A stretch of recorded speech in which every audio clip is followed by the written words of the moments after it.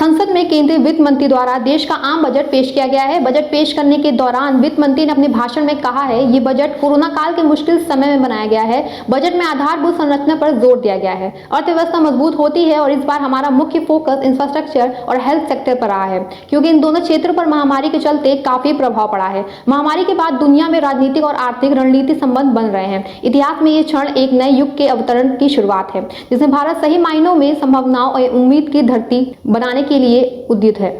Budget में इस बार कुल 47% की बढ़ोतरी हुई है। हालांकि बजट में आम आयकर अन्य दाताओं को कोई राहत नहीं मिली है। अब आयकर रिटर्न भरने की आवश्यकता 75 साल से अधिक उम्र के लोगों को नहीं होगी। इस बार बजट में स्वास्थ्य सेवाओं पर ध्यान देने के साथ साथ अपेक्षित रूप से कोविड-19 महामारी से बचाव के लिए विशेष तौर पर तैयारी की गई है। वित्त मंत्री ने इस बार वैक्सीन के लिए बजट में 35,000 करोड़ रुपए दिए हैं, लेकिन जरूरत पड़ने पर सरकार और पैसे देने के लिए प्रतिबंध है।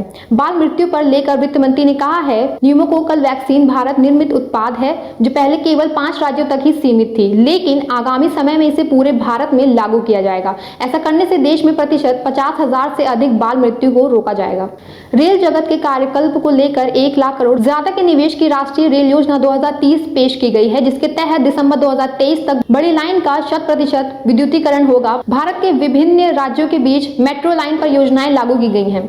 रेल योजना 2030 का मकसद उद्योगों की परिवहन लागत कम करना होगा। दिसंबर 2023 तक रेलवे की बड़ी लाइन का 10% विद्युतीकरण पूर्ण किया जाएगा। इस बार के बजट के अनुसार टैक्स लाइन सेक्टर को बड़ी सौगात दी गई है। टैक्स लाइन सेक्टर में इस बजट के अनुसार 7 टैक्स लाइन पार्क बनाए जाएंगे, ताकि इस क्षेत्र में भारत एक्सपोर्ट करने वाला देश बन सके।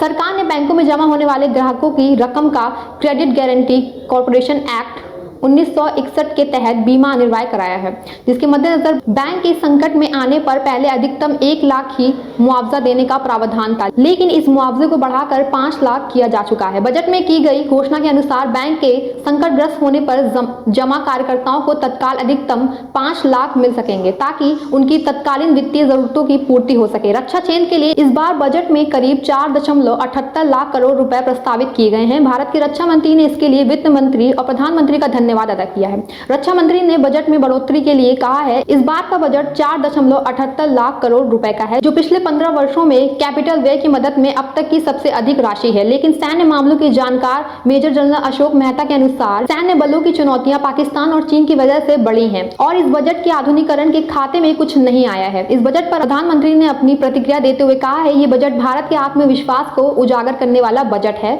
देश के इंफ्रास्ट्रक्चर में इस बजट से बदलाव आएगा, साथ ही युवाओं को कई मौके देने का काम भी ये बजट करेगा। प्रधानमंत्री ने आगे कहा, इस बार केंद्र सरकार ने बजट को पारदर्शी बनाने का जोर दिया है। इस बजट के दिल में गांव है, ऐसा पहली बार हुआ है।